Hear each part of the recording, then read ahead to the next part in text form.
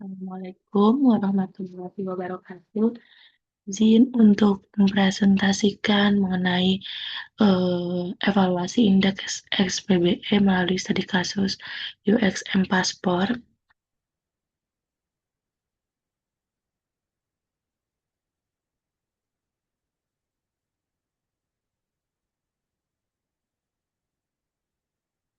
Jadi pada slide pertama ini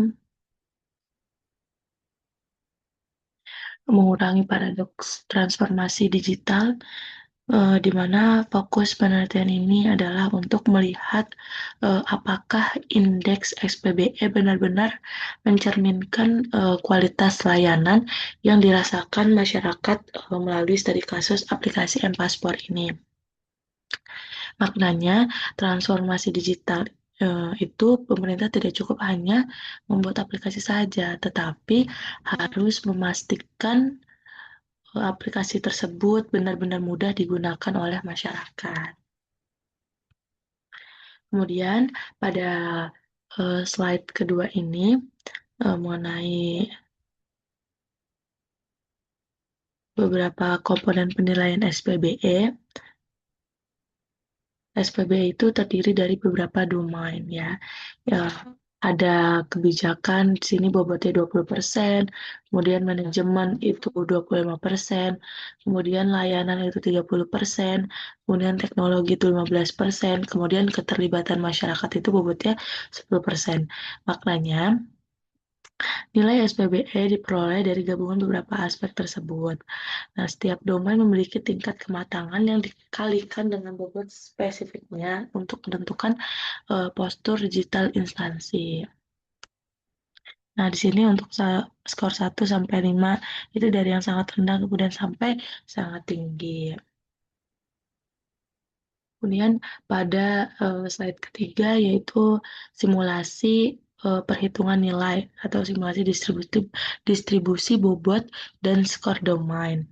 Di mana contoh skornya di sini ada kebijakan 3,5%, kemudian manajemen itu ada 3,2%, kemudian ada layanan itu 3,8%, kemudian ada teknologinya itu sekitar 3% ya.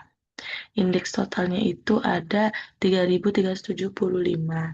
Nah, makanya secara administratif instansi dianggap cukup baik karena memiliki skor tinggi. Tapi muncul pertanyaan nih, apakah angka 3.375 benar-benar menggambarkan pengalaman masyarakat atau tidak?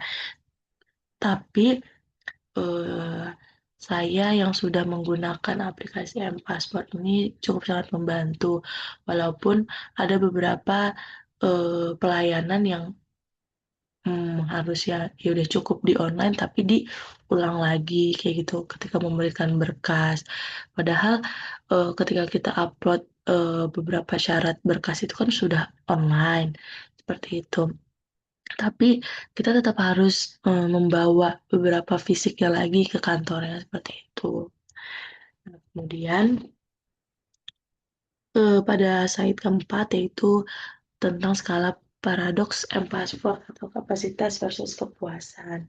Nah, di satu sisi itu klaim skalanya ada pengembangan itu ada Direktorat Jenderal Imigrasi, kemudian unduhan itu 5 juta kali di-download, kategorinya itu digunakan masyarakat secara luas ya. Namun ratingnya hanya sekitar 3 tiga bintang kayak gitu dan banyak ulasan negatif. Ya mungkin tadi yang saya sudah jelaskan dari pengalaman saya sebelumnya seperti itu. Maknanya kan di sini ada beberapa ketidaksesuaian antara keberhasilan program di atas kertas dan kepuasan pengguna di lapangan. Nah, kemudian pada slide 5 yaitu tentang keunggulan M-Paspor.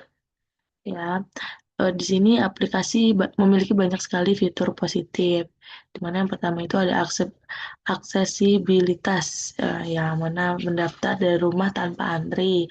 Kemudian ada fleksibilitas, yang mana bisa memilih kantor imigrasi di seluruh Indonesia atau di tempat terdekat dari kita lah, kantor imigrasi terdekat. Kemudian ada manajemen jadwal. Jadi kita juga bisa memilih kapan kita mau datang seperti itu. Kemudian ada integrasi pembayaran, di mana pembayaran dilakukan langsung melalui aplikasi. Nah, dan efisiensi satu akun itu untuk multi paspor.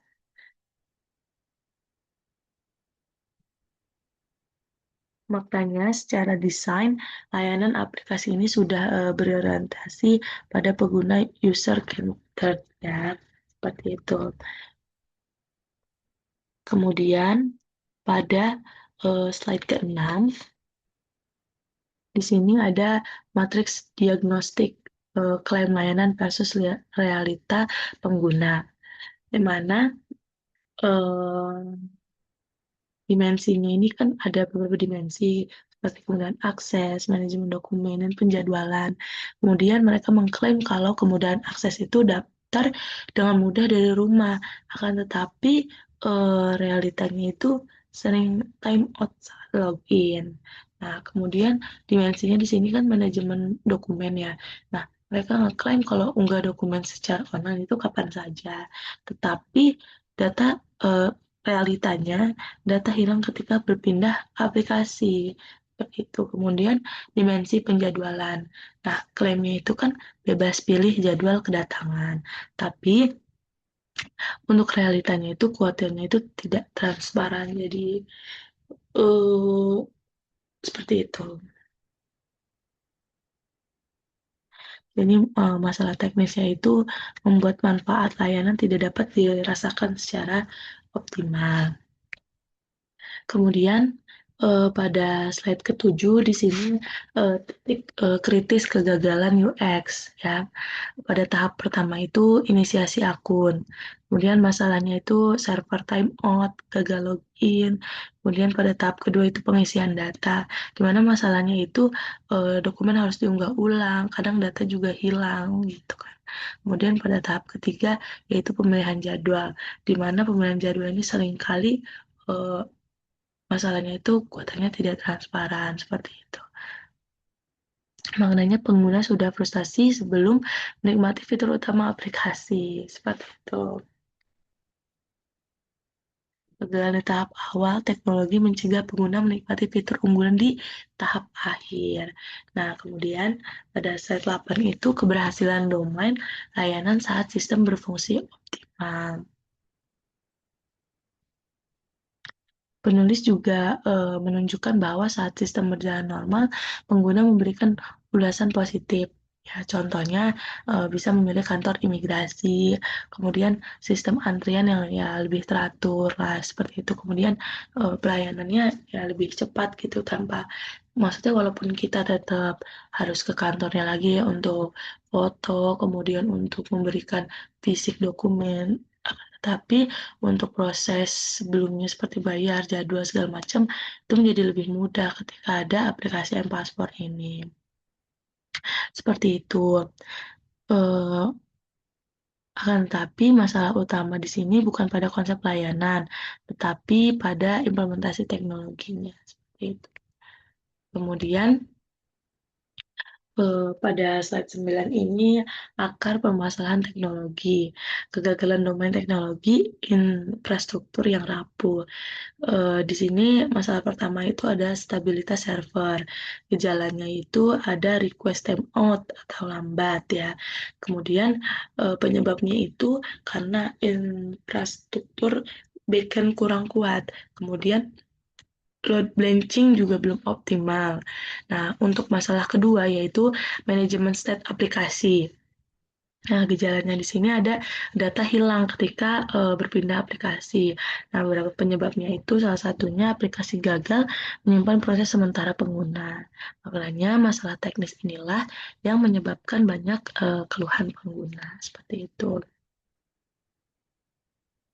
Kemudian pada slide 10 di sini ada paradoks layanan teknologi dalam ekosistem SPBE.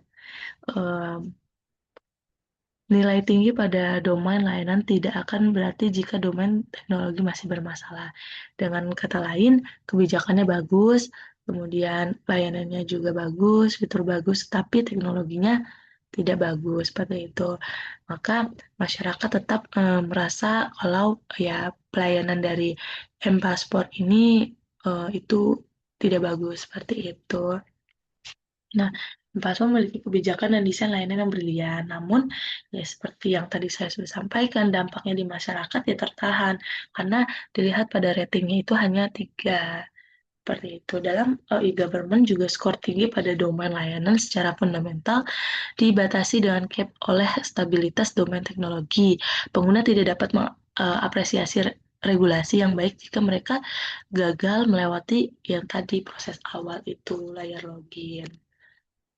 Nah, untuk slide berikutnya yaitu rekomendasi arsitektural untuk peningkatan indeks SPBE. Yang pertama di sini di sini saya memberikan beberapa rekomendasi. Yang pertama itu prioritas utama stabilitas sistem, di mana selesaikan isu timeout dan state loss, implementasi auto set draft saat proses unggah dokumen berlangsung. Itu mengatasi timeout, mengatasi kehilangan data, dan menambahkan fitur auto save sehingga ketika berpindah aplikasi ya datanya tidak hilang. Kemudian pada poin yang kedua yaitu transparansi kuota.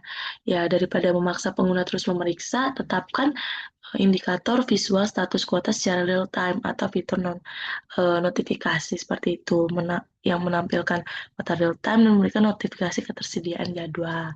Nah, kemudian pada poin ketiga itu penyelenggaraan indikator SPBE atau penyelarasan matriks, di mana guna data keluhan Play Store 42,3 ribu ulasan sebagai indikator real time untuk audit keterlibatan masyarakat dan manajemen SPBE, memasukkan keluhan masyarakat sebagai indikator penilaian dan menggunakan ulasan pengguna sebagai bahan evaluasi.